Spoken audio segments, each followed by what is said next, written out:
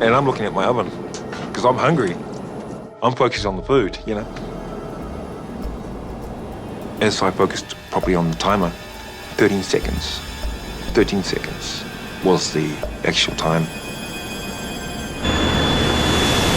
All I could see was the floor disappearing, like away from my feet. We were going up. Sudden G-forces pull passengers up from their seats.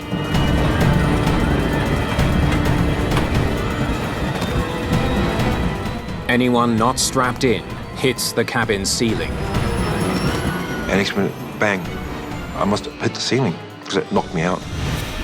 And I'm not sure how long it was for, maybe 2-3 seconds, 10, I just wasn't sure. The G-force was enough, even with our 3-point harness, to lift us both out of the seat and push us forward as well. That's quite disorienting. Flight 72 is suddenly in a dangerous nosedive. Captain Sullivan grabs the side stick to try to level his plane. It doesn't respond. Once I pulled back on the stick and nothing happened, I'm thinking, okay, I'm not in control of this plane. I basically had to brace myself with my right hand as I pulled back with the left. The captain releases the side stick, with his plane still speeding downward. I'm confused. Why is it doing this? Because it's not me doing it, it's the aircraft doing it. Then he tries it again. This time, it responds. The plane starts to level off. I knew as soon as the positive G came on, people would come down from the ceiling. And I landed on the floor on my knees.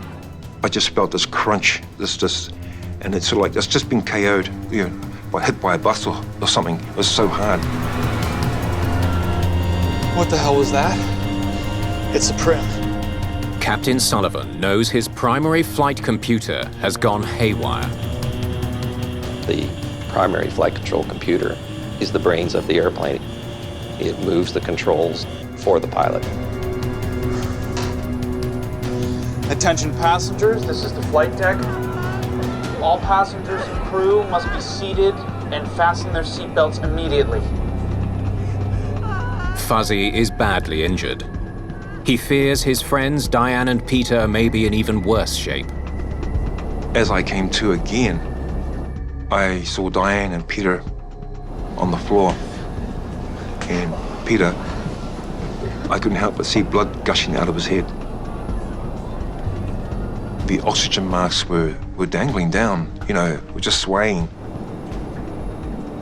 I thought, something's happened, something's wrong, something's really, really wrong. Navire 1 fault. Resolved. What's next? Prim 3 fault. The pilots struggle to resolve the cascade of warnings on their screen. Navire 1 fault again. What the hell is going on? We couldn't get Peter up. He was still in and out of consciousness, Then he managed to sort of put his hand up on the rail. And then next minute, it did it again. I remember that big fat wing roaring through the air mass. Again, my control input is locked out. Again, we have to brace ourselves against the force. And of course, the view of the Indian Ocean.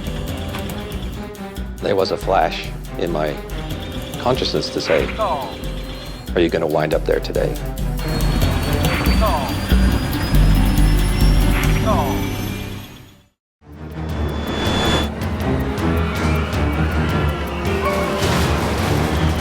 Things were flying around again. Our legs were dangling in the air, but we managed to hold onto the rail. Once again, the captain's controls are slow to respond.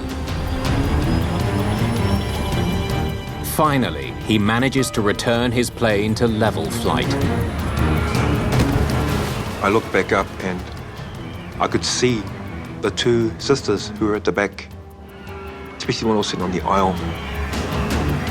She was looking at me and screaming, and she was like more or less pointing to me or putting her hand out, to reach out to me.